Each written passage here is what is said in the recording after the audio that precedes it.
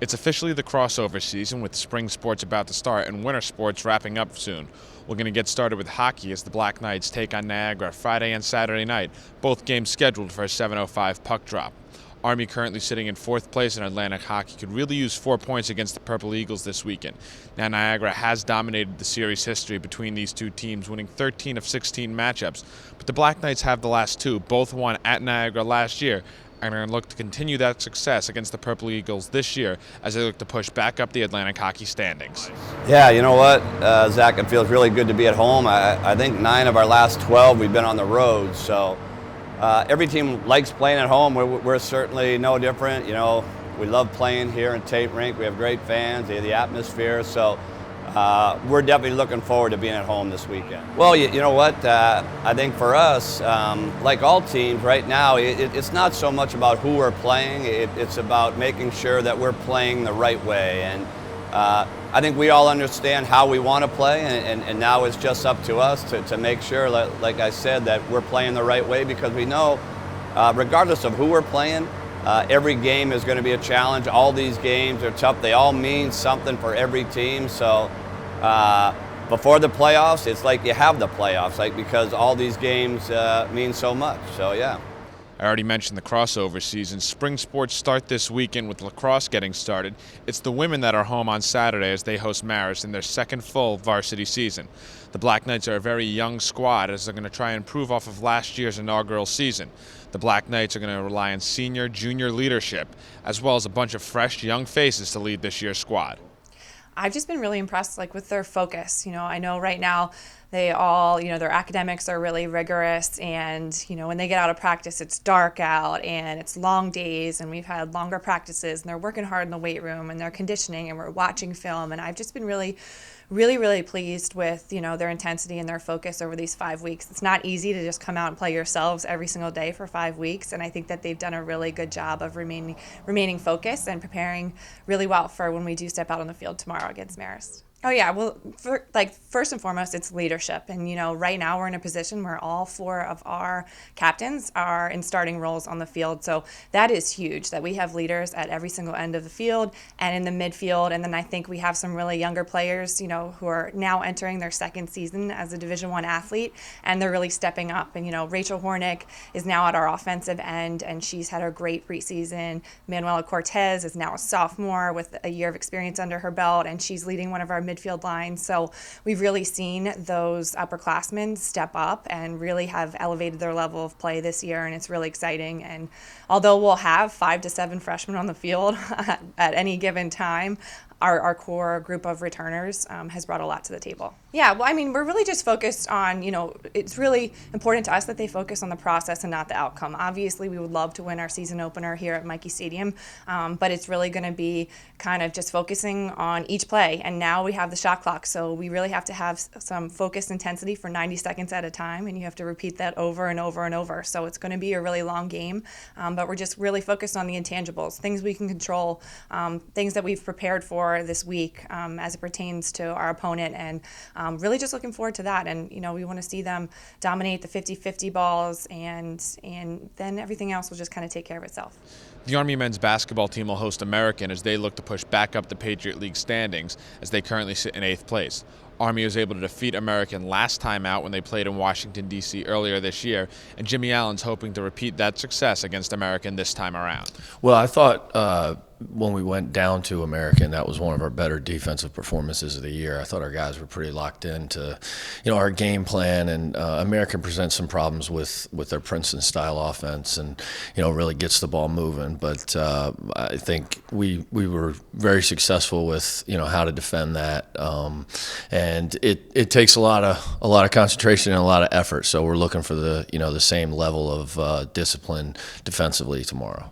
Well, I think sometimes you look on paper and you don't necessarily see the progress that I think our team is making. And, when we came into this season with having lost what we did last year, I think, with the exception of maybe one game, we've had a chance, and been right there in the end with every Patriot League opponent. So, I'm very pleased with the competitiveness and the way they've developed. Well, I think one is, big picture stuff and not just focusing on the outcome every single game, but, where's our program heading? What are we building? What are we developing here? And kind of keeping an eye, down the road a little bit and staying motivated for that. Now, one team that already got their weekend started on Thursday was the men's tennis team.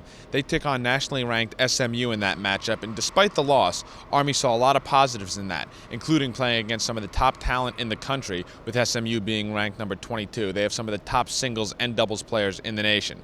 Army was able to hold tight in most of their matches, and Jim Poling sees encouraging things from those matches against such highly touted tennis players. Well, it's great for our program, and they're 22 in the nation. I've known Carl Newfield, the coach, for years. He does a great job. I think it's the next step up from the weekend we had.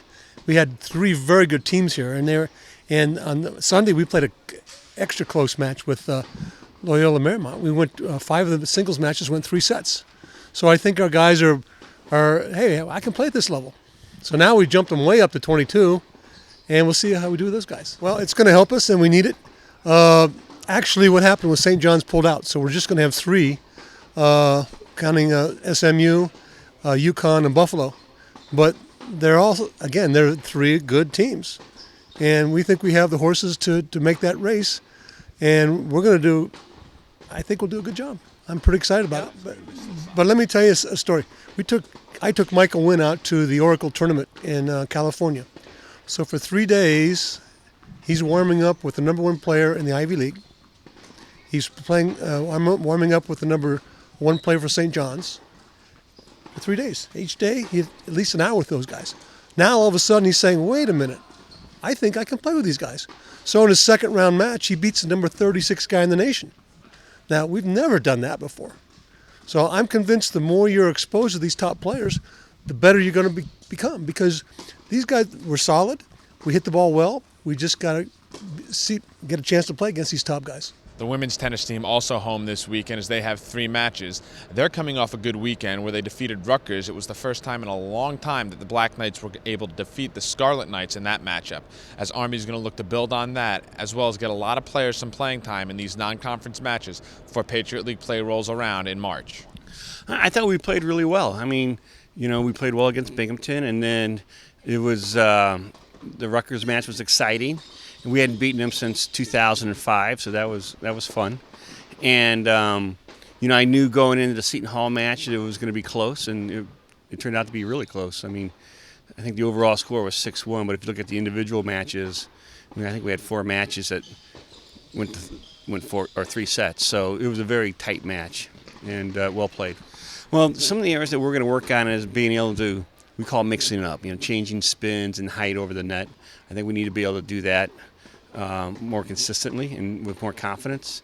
And also, really what this part of the season is about is finding out what our players can do. We have a lot of young players. We have players who, missed a lot of time last year due to injuries. So we're really trying to figure out what they're capable of. So, our lineup right now, we mix up our lineup, trying to figure out what is the best combination so when we get to conference that, we have the best lineup possible. Coming off one of the most successful months in program history in January, the Army wrestling team returns home on Sunday to take on Bucknell. That's the second of 2 matches for the Black Knights this week, and they take on Lehigh today. Lehigh, the much tougher opponent than Bucknell, even though Bucknell, a very solid opponent as well up and down the lineup. Lehigh has a bunch of nationally ranked wrestlers through weight classes, as the Black Knights are going to look to use these 2 matches to get a couple of wins and prepare for Navy next weekend. EIWA championships are right after that. Oh, I think you look at the month of January and winning some duels in a row and winning the All Academies again. I think the key to that has been just consistency in our training. We've been training hard, but we haven't tried to reinvent the wheel and do anything we haven't done before. It's just guys that have been a little bit more consistent. We've stepped up, scored some bonus points in dual meets. That's been important for us. Seniors have stepped up and won a lot of matches over the course of those 5 dual meets. Just being consistent. I think it's going to be a challenging weekend, there's no doubt. And I think going on the road and wrestling at a place that's always pretty rowdy at Lehigh and a nationally ranked wrestler, I think 7 or 8 out of the 10 weight classes there. I mean, a big challenge going on the road for that dual meet. That's why we want to go there. I think our guys are prepared. Again, a consistent performance. If they go out and just focus on competing hard, good things can happen for us. And it doesn't get much easier. We turn around 2 days later, we have Bucknell here at home, who's been a team that's been, a tough one for us over the past couple years. So definitely one that we're excited about.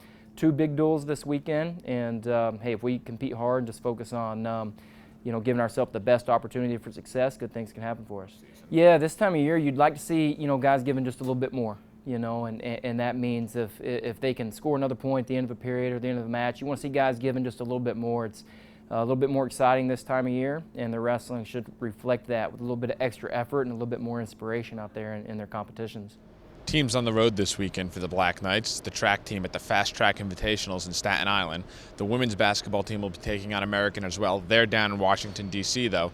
And the men's lacrosse team gets their season started as well. They're on the road. They take on UMass.